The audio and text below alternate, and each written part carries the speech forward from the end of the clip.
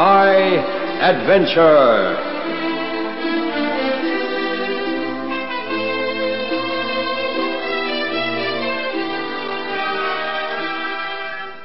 An aircraft emergency at high altitude. This is tonight's story, The Cruel Sky, by Graham Lonsdale.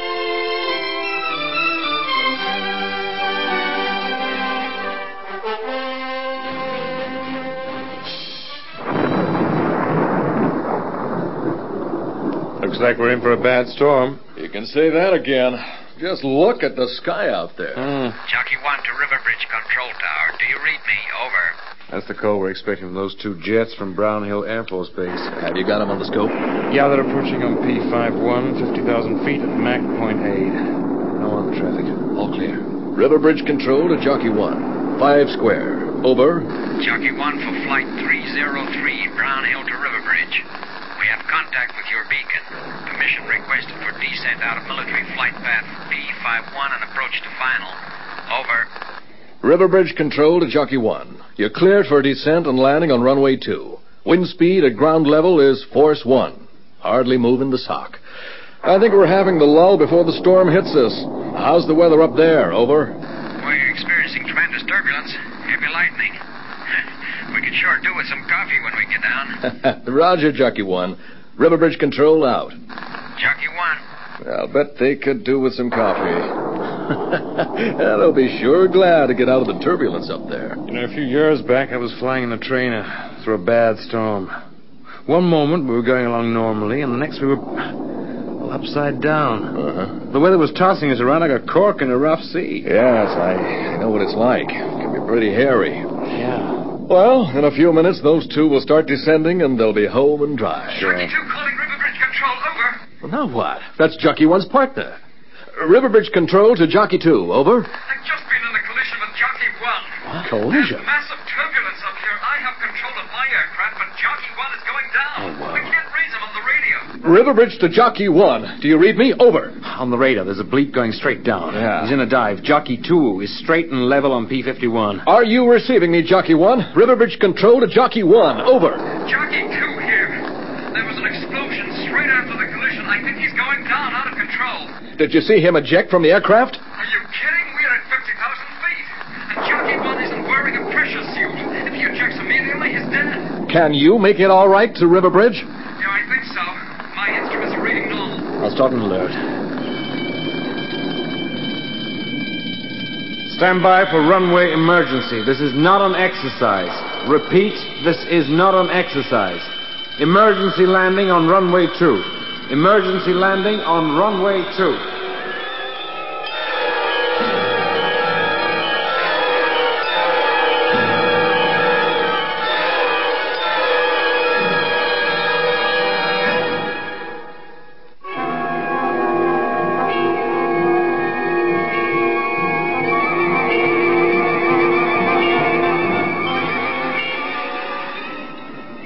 What's going on? Afternoon, Colonel Yelton.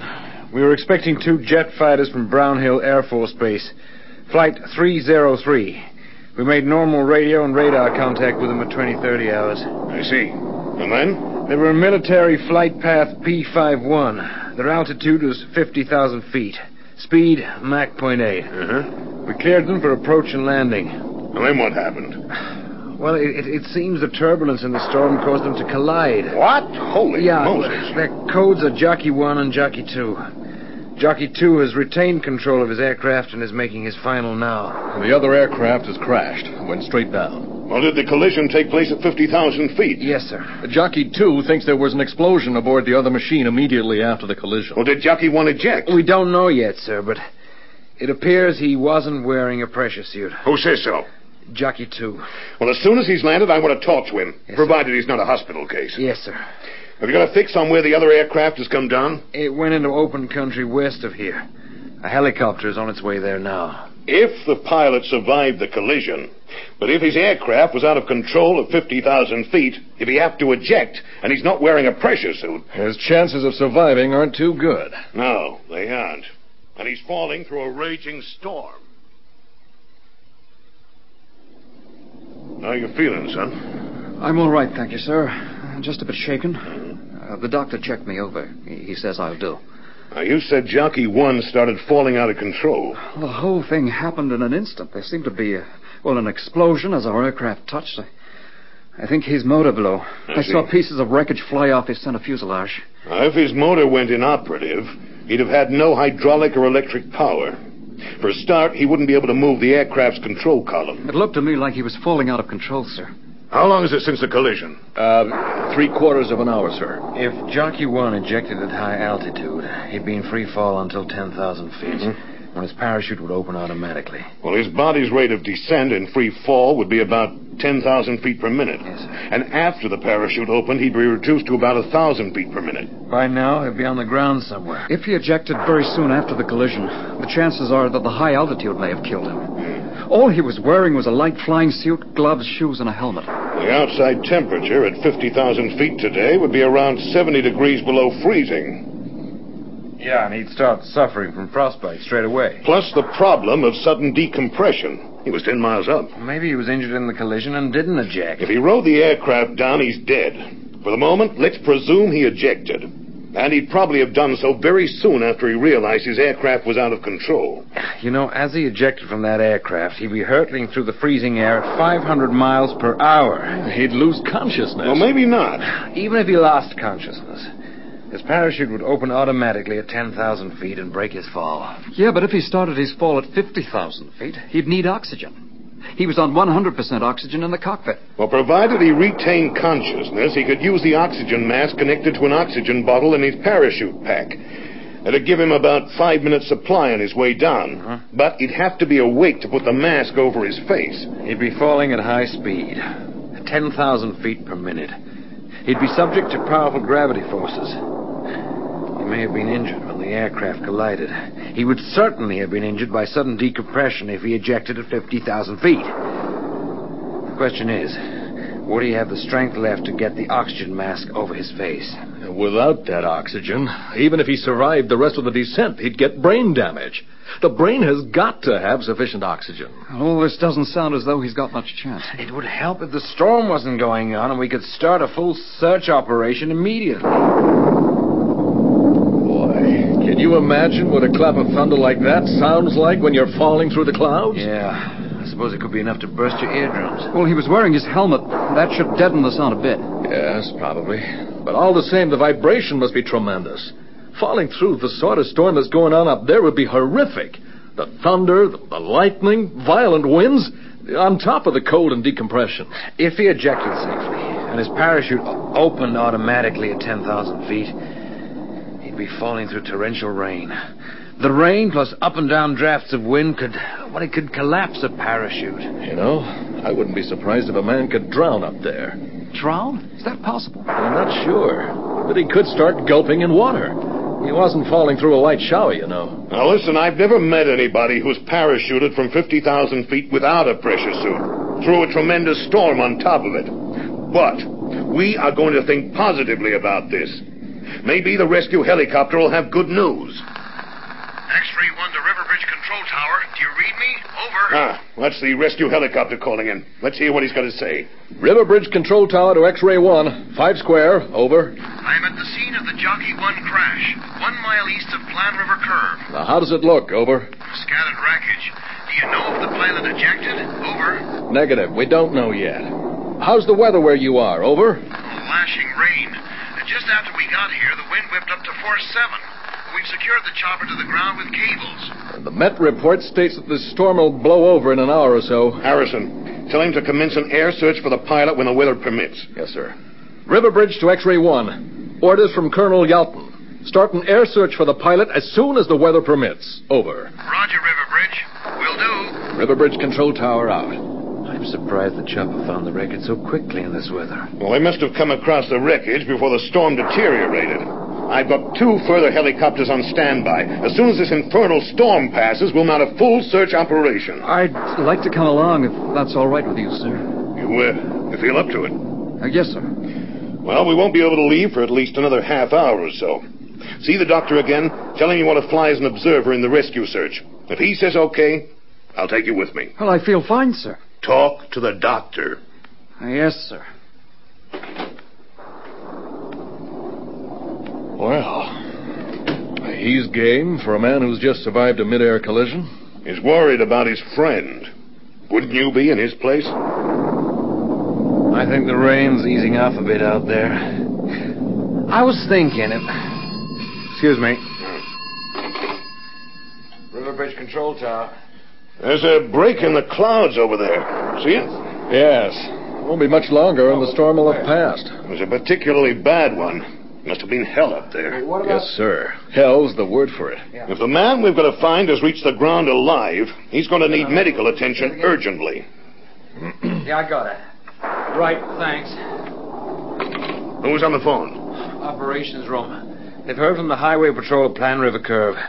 Police have found aircraft wreckage on the road. Was anybody hurt when it came down? Fortunately not. No injuries or damage to property. Thank Apart from heavens. the road, that is. They say the storm over there had been freaky. For a few minutes, the wind was blowing a full gale, force 10. It appears Mother Nature went off ahead for a while. Good grief. But as I said, it only lasted a few minutes. When it eased, police started searching the road and found pieces of aircraft wreckage. The road is some distance from where X-Ray 1 has found the main body of wreckage. Yeah. It seems like the aircraft was breaking up as it came down. At the time of the collision, Jockey 2 said he thought there was an explosion. Or could the police give a section ID on the wreckage? Yeah. They said it looked like parts of a wing.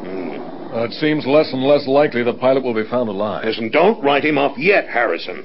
The resilience of the human body never ceases to amaze me. But we're talking about a man who may have ejected at 50,000 feet without a pressure suit into racking decompression, lack of oxygen, viciously low temperatures, and a raging storm. I'm aware of that. Can the human body withstand that sort of treatment? I don't know what the odds are. I'd say very small at the most. Agreed, Harrison. But don't underestimate the human machine.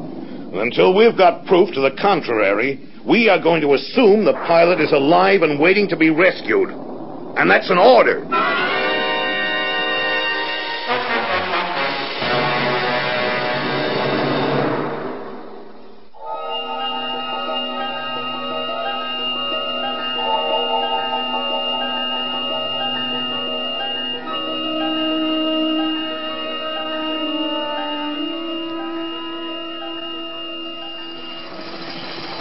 X-Ray 2 calling River Bridge Control Tower. Do you read me? Over. River Bridge Control Tower to X-Ray 1. 5 square, over. I've joined the search pattern with helicopters X-Ray 1 and X-Ray 3. Roger, X-Ray 2. At least the rain stopped. Yeah. Visibility's pretty good now. Keep your eyes peeled. Well, he may have spread his parachute on the ground as a marker. Not unless he came down in a tree. Well, let's hope not. With the wind carrying him along, he could hit the tree at 50 miles per hour. Fortunately, there aren't many trees around here. I hope this is the area where he came down. The storm may have carried him miles away, 20 or 30 miles, or well, even more. Who knows? It's like looking for a needle in a haystack. But even a needle in a haystack will be found if you look carefully enough. And provided we're looking in the right haystack. We'll soon be up against another problem, too. Well, what's that, sir? It's going to be nightfall soon. If we don't find him in the next hour or so, we'll have to call off the search until daylight tomorrow. Yeah, but if he's still alive, he'll be in need of hospital attention as quickly as possible. I know. To think that he may have survived that terrible descent. Just to die alone out there in the wilds somewhere during the night. We've got to find him. Now keep swinging those binoculars.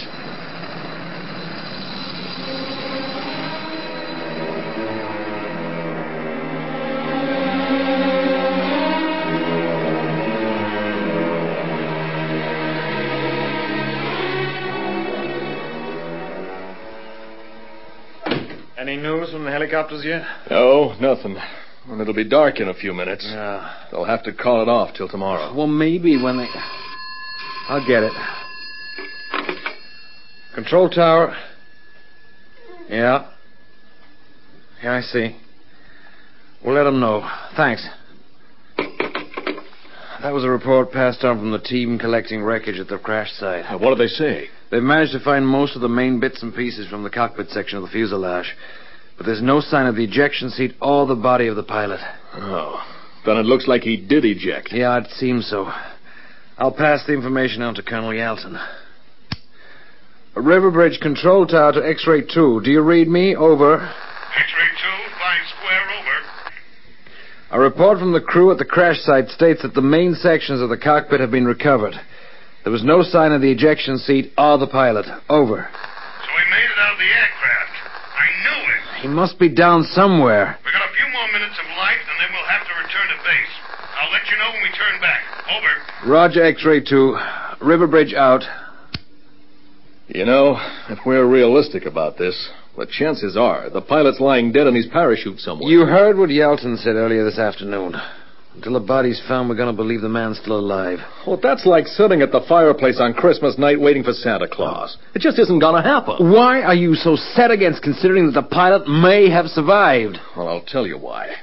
Some years ago, I did a stint at Hurton Air Base, where they've got a high-altitude research institute. I know what'll happen to somebody who ejects at 50,000 feet without a pressure suit. Are you saying you know of an actual case? Well, no, not exactly, but I've seen simulated That's tests. just theory. Not entirely. Medical research has proved under simulated conditions that a man without a pressure suit at such high altitude would almost certainly be killed. Theoretically. Listen to me for a minute, will you? Why do you think pressure suits were designed in the first place? And the pilot Yelton is looking for wasn't wearing one. Sure, but still... But nothing. I know what I'm talking about. Listen, do you want to know what really happens to a man who leaves an aircraft at 50,000 feet without a pressure suit? I can see you're going to tell me anyway. Well, for a start, the pain from sudden decompression would be excruciating. A medieval torture rack couldn't compare with it. I believe you, but your eyes would feel like they'd been ripped out, and you'd start bleeding through the ears, the nose, and the mouth. Your stomach would expand like a balloon. I said I'd take your word for it. In addition to the horror I've just mentioned, the temperature up there was 70 degrees below freezing. Plus the shock of ejecting from the aircraft and hurtling along at 500 miles an hour. Plus lack of oxygen if you couldn't beat the G-forces and get your oxygen mask on. Knock it off, will you? You wanted to know why I don't think that pilot got to the ground alive. Well, now I've told you. X-ray 2 calling River Bridge Control Tower. Over. River Bridge Control Tower to X-ray 2, 5 square, over. The light's gone. I'm bringing the formation home. X-ray 1, 2, and 3 will approach along the north-south helicopter corridor. Our ETA approximately 60 minutes. Over. Roger, X-ray 2. So they've had to pack it in. They were only looking for a dead man. Believe me, I'm sure of it.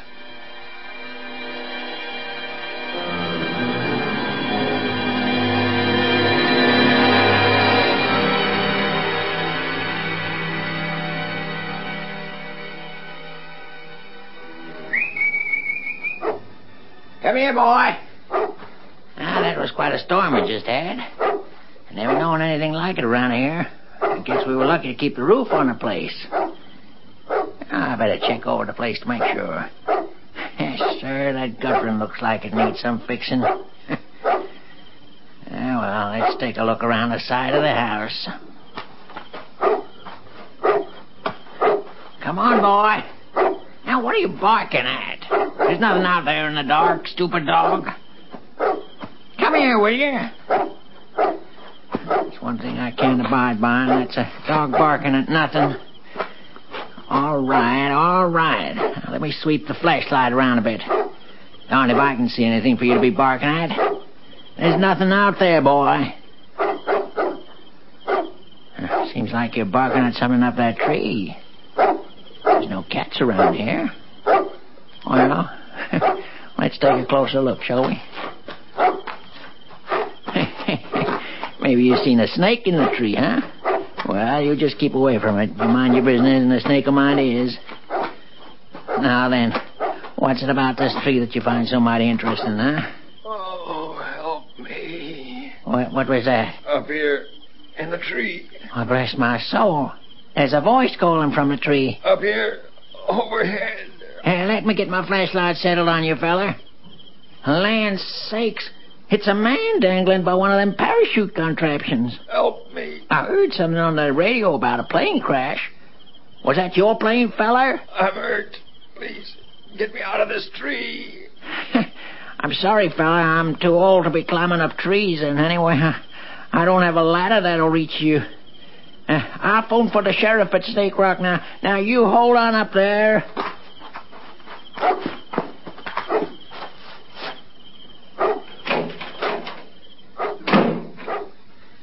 Now then, where's that in here? Hello?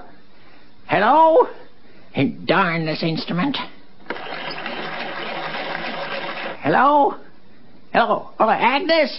You hear me? Good. Now listen, there's a man dangling by a parachute in one of my trees. You know, a man in a tree. Reckon he could be from that plane crash they were talking about on the radio. Well, he looks mighty bad. He's just a mess of blood. Look, get the sheriff out here, will you? And the doctor, pronto.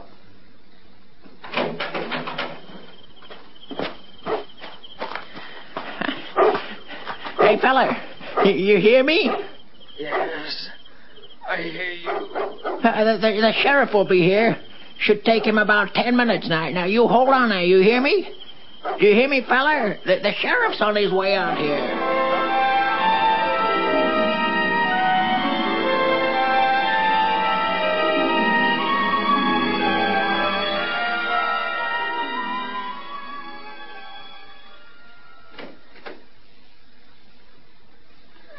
Excuse me, Colonel. We just had a call via the police at Plan River Curve. Well, they found him. The sheriff at Snake Rock reported a call from an old man who lives alone on a farm about 10 miles come out on. of Snake Rock. The old man said he'd found someone dangling by a parachute in a tree. It's the pilot. Yeah. Was he alive? The General Hospital at Plan River Curve has sent an air ambulance to pick him up. That's all we know at the moment. I see. We'd better not set our hopes up. By the sounds of it, the ambulance may only find a body dangling from that tree.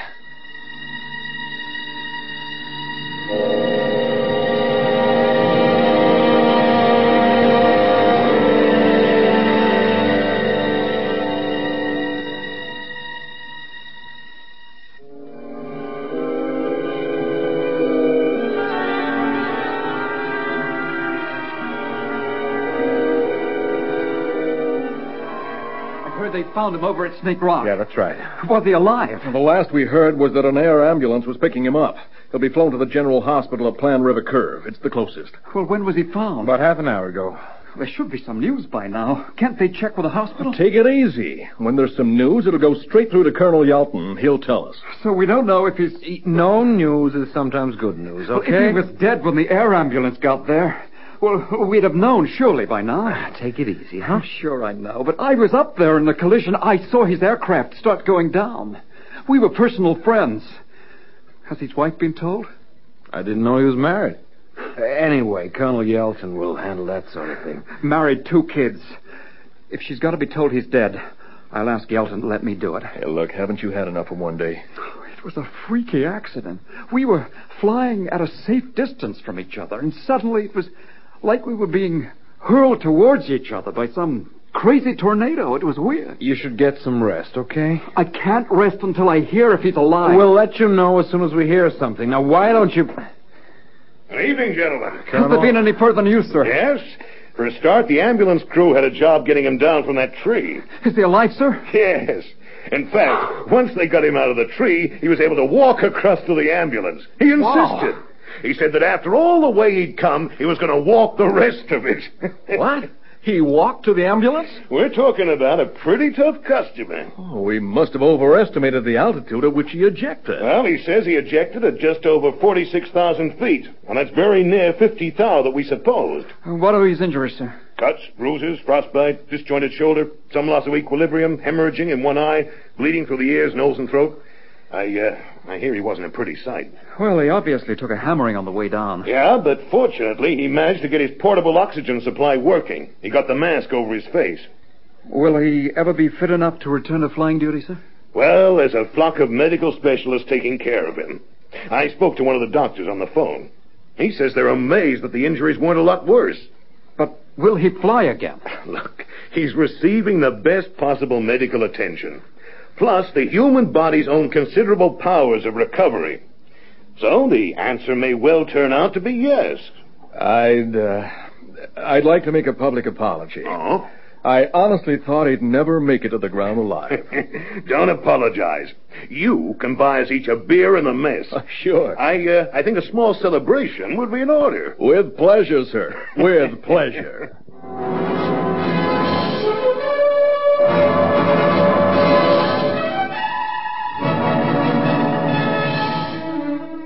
High Adventure is produced by Henry Diffenthal.